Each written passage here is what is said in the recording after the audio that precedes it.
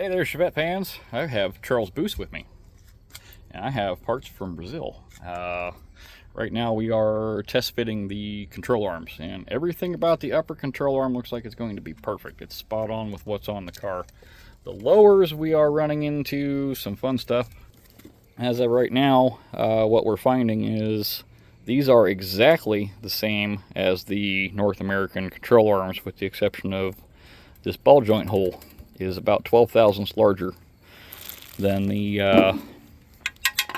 North American one, so the North American ball joints do not fit.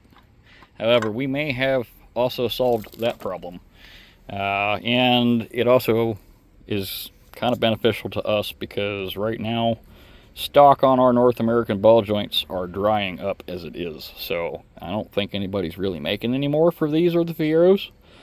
So having a lower control arm and a ball joint that can be replaced that is actively being made right now is going to be real beneficial. The upper, you can see it's just like the factory one. It's a real nice stamping. It's got the oval hole, so you can, I'm gonna grab that. You'll be able to change your camber just like you would before. As a matter of fact, I think this might be a little bit more generous than the current control arms we have. And these aren't bent up, so your caster and your camber will actually be where it's supposed to be when you're done aligning the car. Most of the North American cars by now, their upper control arms are either paper thin or they have been twisted in the same way. And unless you know how to twist them back, you're never going to get your caster and your camber set correctly. So these aren't going to be extremely expensive control arms either. I think, what did you say, the Fiero, the rebuilt Fiero control arms are about 170 for a rebuilt for a piece. That's one control arm. That will not be the case here. We haven't got a price in mind yet, but as of right now, we have replacement parts in our hands. There are a couple slight differences. I'll show you right now. There are a couple braces that were omitted in the new arms, and that may be because they were unneeded. This intersection right here does not have one, and I've never bent one here. I always bend them up here, which is where this one's bent. So they may have discovered that this was a non-consequential brace, as well as this one. There's this funky, very funky brace that made up the original arm that gave it a little bit more support here. This one does not have that. Again, I've never bent one right here. I've always bent them up here. And it's usually from curbs or large potholes. The other thing is they bend out here real bad by the ball joint.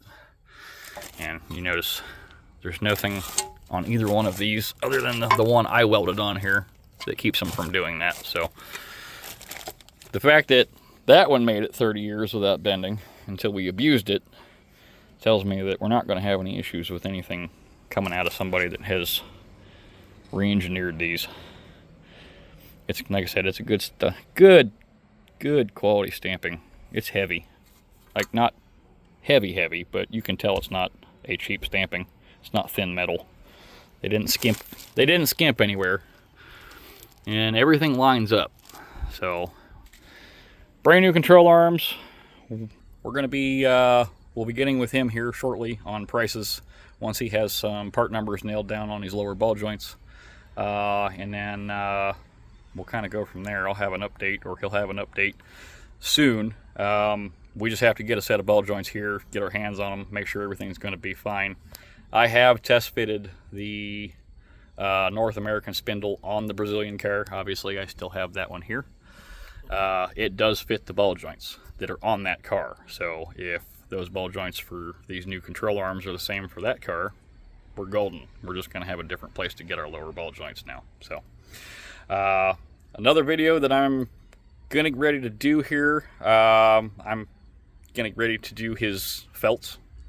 I don't appear to have the proper kit here at the moment in my hands. I do? Oh, I do. So, cool. Okay. Scratch that. Here in just a little bit, we're going to go ahead and install a set of these.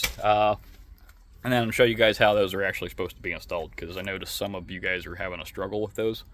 There is a reason why when I tell you to buy these and I tell you to buy the whole set, you have to buy the whole set. That upper section actually completes these lowers. The North American car, and we'll get into this here in just a little bit, but the North American cars felts had the curved piece as part of the lower section. The Brazilian cars don't. This curved piece is actually part of the upper run channel.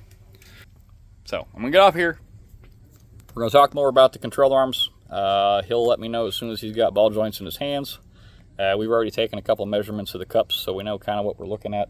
We're gonna see if maybe we can find a stateside supplier or somebody that can get them here on the cheap, obviously.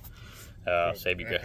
I can get them from Brazil. You can get them from Brazil for sure. So there's that. Just if we can get a home-based supplier, that would probably be beneficial for everybody. So more on that real soon. I'm going to go ahead and jump off here, and we're going to start on the felt video. So I'll see you guys here in a little bit.